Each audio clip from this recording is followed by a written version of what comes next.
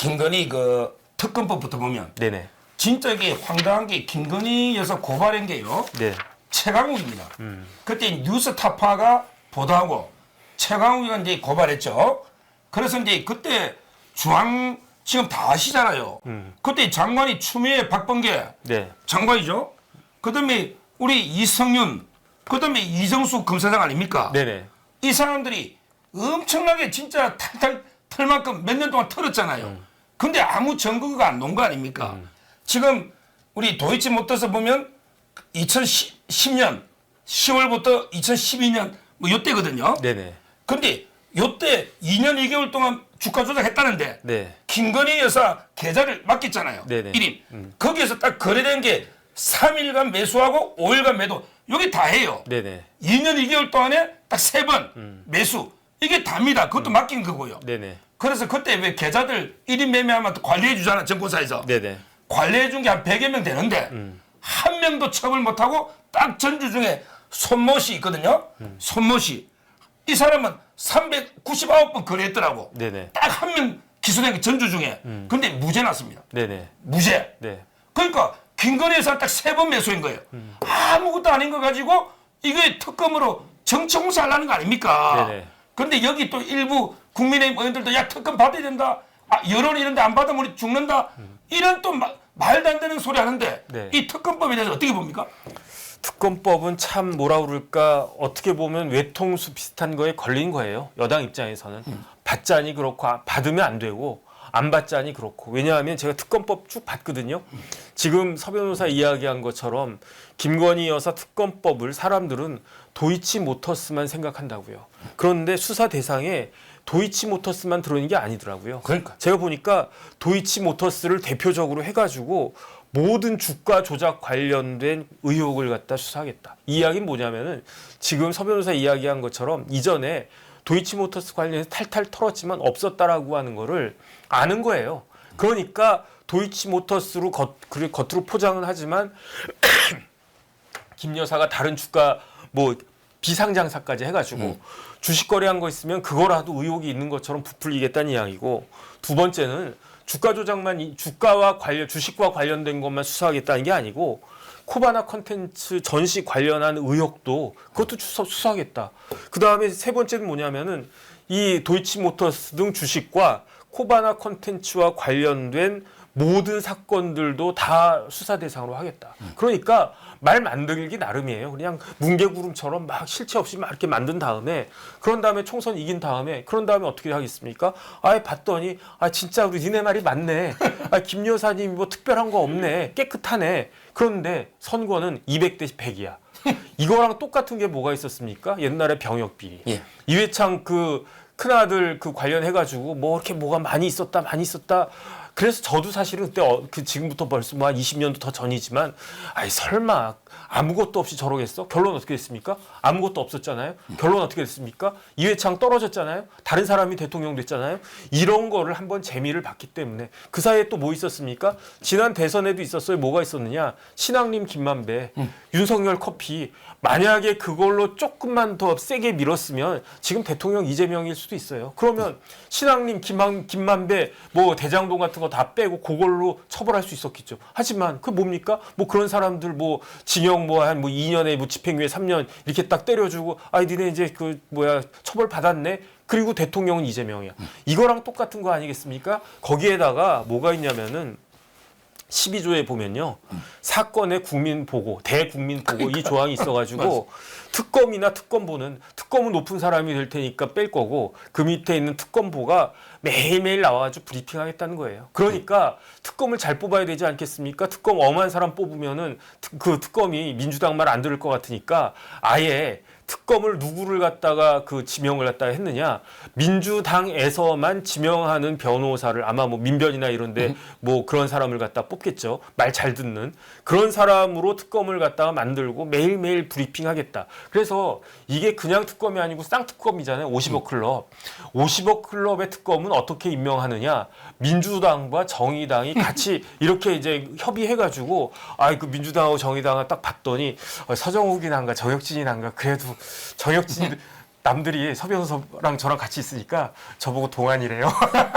그래가지고 정 변호사를 갖다가 하자 이럴 수도 있는데 민주당 입장에서는 아니 그 김건희 특검 관련해가지고는 김 여사 특검 관련해서는 정의당도 못 믿겠다는 거예요. 그러니까. 정의당도 빼고 민주당에서 오로지 우리가 뭐 이거 갖다 하겠다. 그래서 만약에 이제 지금은 최강욱이 할 수도 없지만 만약에 최강욱이 그 집행유예 안 받고 그랬으면 최강욱 같은 사람 또는 최강욱보다 훨씬 더 심한 상태 안 좋은 사람 이런 사람을 갖다가 특검으로 해가지고 뭐 막 던지는 거죠. 막 그래서 최강욱은 특검이고 김용민은 특검 보고 이런 사람들이 맨날 해가지고 김건희 여사는 어떻습니다. 뭐 김건희 여사가 오늘 뭐 구두는 빨간색 신었습니다. 이런 이야기를 하면 이게 선거가 되겠습니까? 그러니까 지금 이 특검을 갖다가 받자고 하는 그 국민의힘 그 국회의원들은 나이브해도 진짜 나이브한 사람이고 근데 저는 이거는 찬성해요. 뭘 찬성하느냐?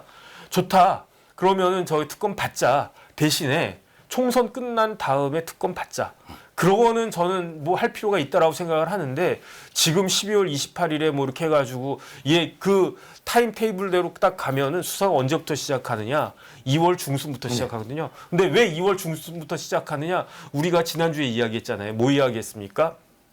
그 김인섭 재판이 2월 13일 날 결론 나오고요. 조국 재판도 2월 고맘때쯤 그 결론 나오고요. 그런 것들을 이 특검 하나로 싹 덮겠다 그러한 의도인데 여기에 말려들면 되겠는가 저는 그런 생각이 듭니다. 그리고 이제 특검이 저는 아주 위헌적인 게 네네. 한마디로 이제 대통령의 인사권을요 네네. 침해하는 거 아닙니까? 네네. 민주당 저거가 2명 한다.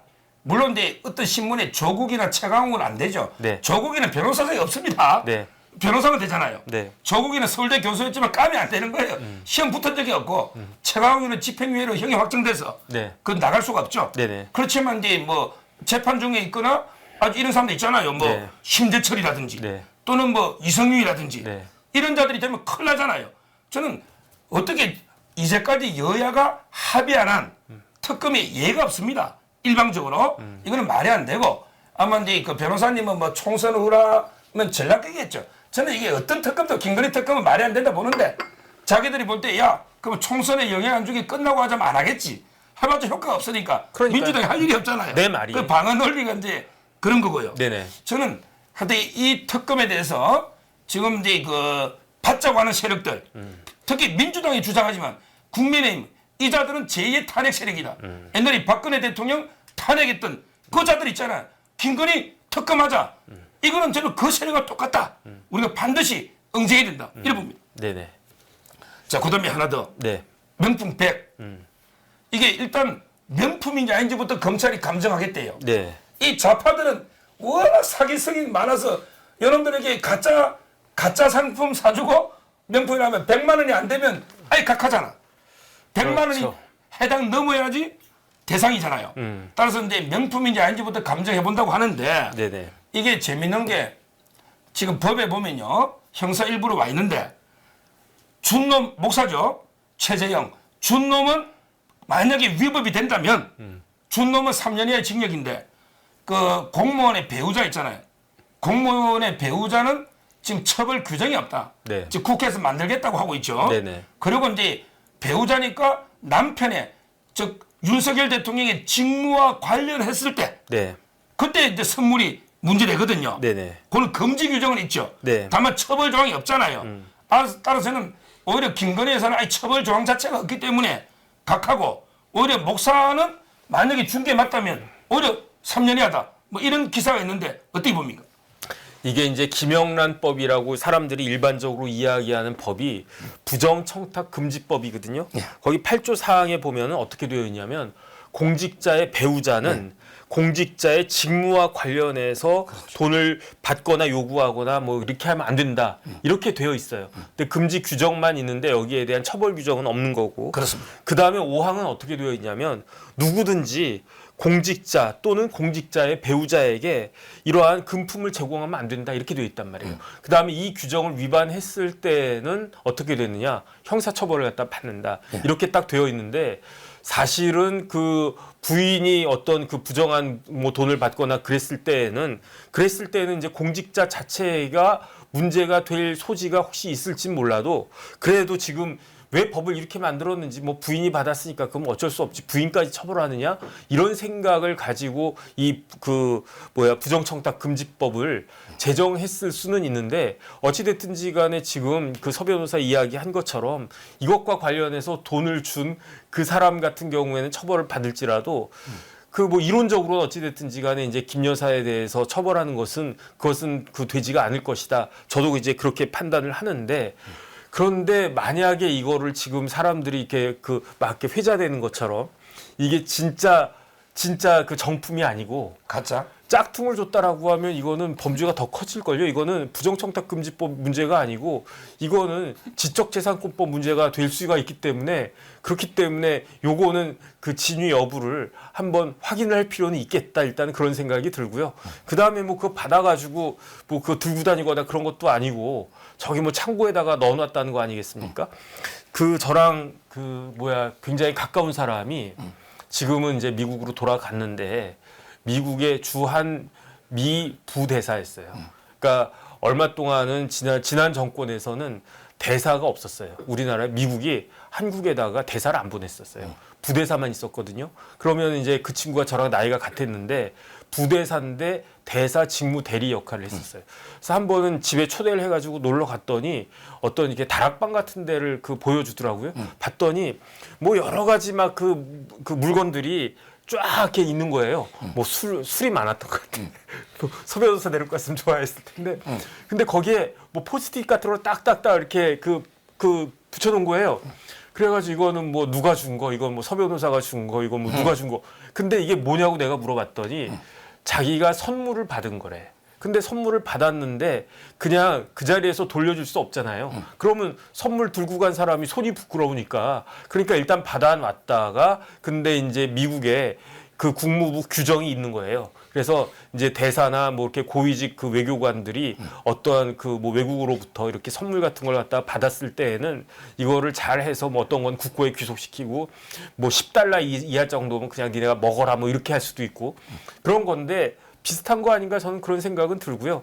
어찌됐든지 간에 굉장히 야비한 방법으로 주려면 좀 제대로 주든지. 그게 뭡니까? 어찌됐든지 간에 이 부분에 대한 그 여러 가지 의혹들은 반드시 해소가 되어야 될 것이다. 저는 그렇게 생각이 듭니다. 특히 이제 그 목사 참칭 목사죠. 네네. 그 사기꾼 목사라 봐야죠. 이자가 이제 그 시계에다가 네. 몰래 카메라 이렇게 들어간 거 있잖아요. 네네. 요거는 우리가 주인의 허락이 있어도 범죄 목적으로 쏘기고 들어간 거 아니에요. 그러니까요. 이거는 이제 주거 침입은 확실하니까 네네. 이걸로 저는 오히려 처벌해야 된다. 네. 이렇게 결론 내리고요. 네네.